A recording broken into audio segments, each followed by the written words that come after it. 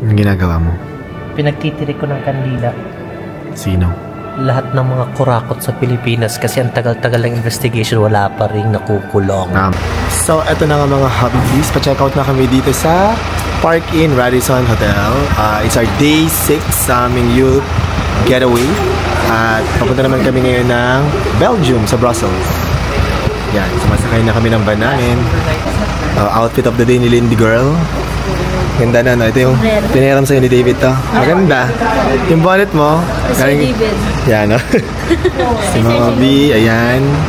And we're here sa Ghent, sa Belgium to. And dadaan muna kami dito para mag-gala-gala. At saka dito na kami mag-lunch. Diba ang Belgium known for their chocolates and waffles? Yeah, we have to try the Belgian chocolate. Pero sa Brussels na natin i-try yun. Lindy, kahapon lang nasa Amsterdam ka, ngayon nasa ano ka naman? Ghent, Belgium. Oh, anong gusto mo ba? Ang gusto mo ba Belgian? Ay! Or Amsterdam? Alin ang mga pinakamaraming pogi? Sa maraming pogi. Ay! Sa ano? Sa maraming pogi, nilakita mo? Amsterdam. Sa Amsterdam, di ba? Ang daming pogi, di ba? Oh, halika makatay dito, baka pogi din mga tao dito. Last time sa Amsterdam. Totoo to, hindi to eme. Sabi niya, sir, upo muna ako doon. Akala ko dahil gusto niya umupo, pagod siya maglakad o masakit malikod niya. Bulong siya nakarang pogi nung mga nakaupo pala. Ay naku, Lindy, kung may karengking ka ha. Sa Amsterdam. Hanggang tingin na lang po tayo, sir. Hindi naman natin nakukuha yun. Ay, kung hindi mo kakausapin. Tama. Ay! Kung kakausapin mo yung pogi, ano sasabihin mo? Ay, pogi. Char na. Uy, hindi. Dapat dalagang Pilipina. Hello, ganun. Hala, ang ganda naman dito sa Ghent. Ayan, oh, madaming simbahan. Ito, St. Michael's Church. Etong dito, St. Michael's. Yun, St. Ano? Nicholas. Ay, ang ganda. Magkatabi-tabi yung mga simbahan. Para sa Pilipinas, di ba, iba magkatabi yung simbahan. Bakit kaya? Hindi. Happy in Ghent, Belgium! Ghent, out! Ito, another church. Anong church namin? A few steps from St. Michael's Church is St. Nicholas Church. Ha? Ano to? No pets allowed. Hindi ka pwede dyan ka lang. Oh, sige, tita baby. Maghihintay na lang ako dito ha. Dala niyo ako pagkain ha. Anong ginagawa mo?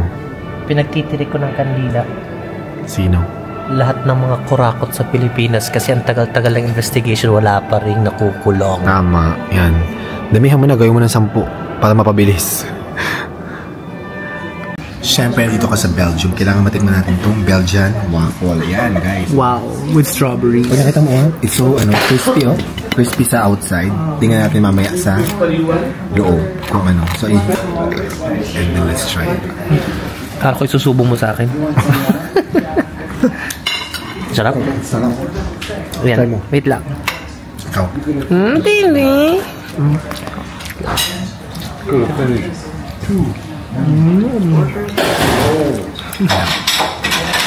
Diba? Sarap. Sarap?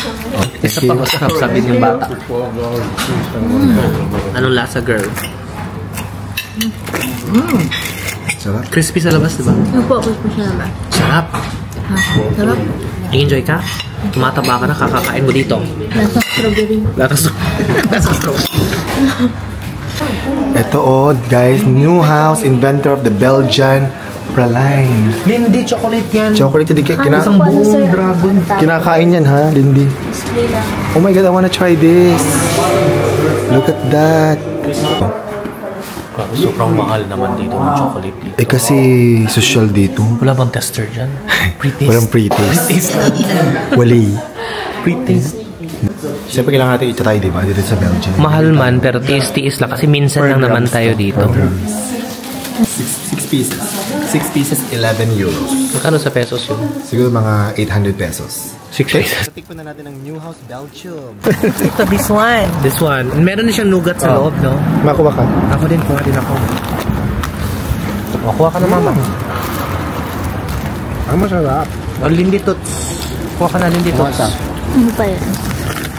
Ang sarap nito, ah. Wala na pala. Oh, meron! Ano ka pa? Meron pala ito po.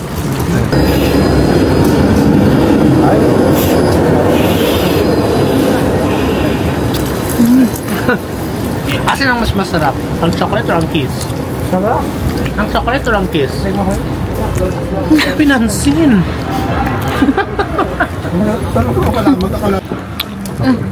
Sarap? Sarap po. Ha? Let's go. Habibi! Atomium Brussels, Belgium!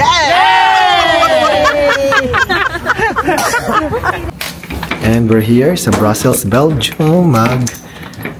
Papasok na ng room namin. Check-in na muna hotel. tayo. One night tayo, overnight dito sa Brussels, Belgium. Yes. Tapos tomorrow we'll go to Paris.